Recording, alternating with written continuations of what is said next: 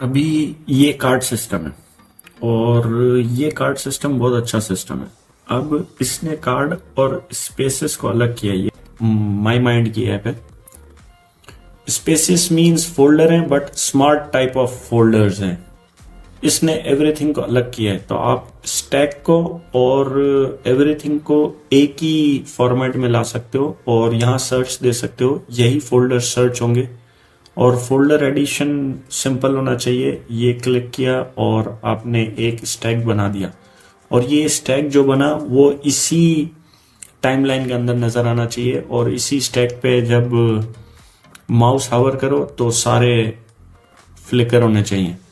ये sort of system होना चाहिए सिंगल पेज के लिए। अब सिंगल पेज, साइड कॉलम, मेरा ये जो लेफ्ट नेविगेशन है ये मजेदार नहीं लग रहा। लेफ्ट नेविगेशन को मैं वर्टिकल ये हॉरिजॉन्टल नेविगेशन मुझे मजा नहीं आ रहा। हॉरिजॉन्टल नेविगेशन को मैं वर्टिकल नेविगेशन में भी ले जा सकता हूँ, लेकिन वर्टिकल नेविगेशन में वही यूजर अंदर जाने की कोशिश करेगा, यानी नेविगेशन होगी, पेज फ्लिक होगा।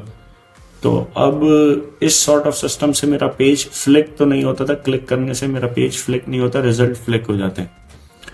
और स्टैक देने की वजह से मुझे नेविगेशन देनी पड़ेगी या स्टैक को यहीं ओपन करना पड़ेगा। और स्टैक ऐड करने का सिस्टम भी, तो स्टैक अगर देखा जाए तो सिर्फ फोल्डर हो गए, लेकिन इसके स्पेसेस स्मार्ट स्पेसेस हैं और मेरे जो फोल्डर हैं वो भी particular type of smart folder है, लेकिन उसके अंदर भी एक फोल्डर देने की कैपेबिलिटी है। तो वो अगर मैं उसको इसी one single screen sort of system में उसको लाने की कोशिश करूं और स्टैक को भी इसी तरह स्टैक चलाने की कोशिश करूं और स्मार्ट स्टैक दे सकता हूं मैं, या फिर मैं स्मार्ट स्टैक के लिए मुझे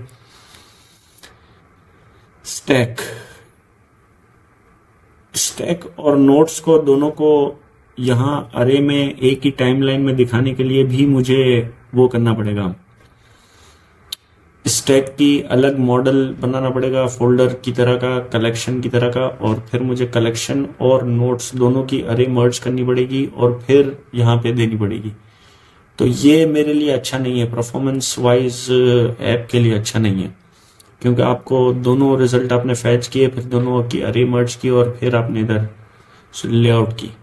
तो मुझे मॉडल को स्ट्रक्चर करना पड़ेगा कि नोट्स ही, यानी जब भी नोट्स क्रिएट हो तो उसकी टाइप में पता चल जाए कि नोट्स है या फोल्डर है, और फोल्डर है तो फिर उसको स्मार्ट फोल्डर भी बनाना पड़ेगा।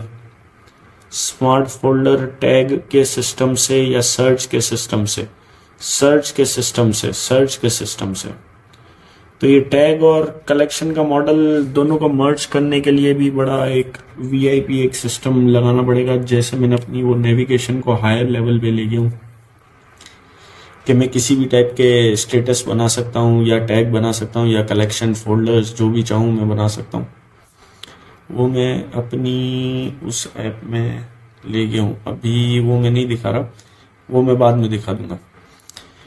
तो अभी इसका ये डिज़ाइन सिस्टम के हवाले से और ओवरऑल नेविगेशन के हवाले से ये ओवरव्यू है सारा।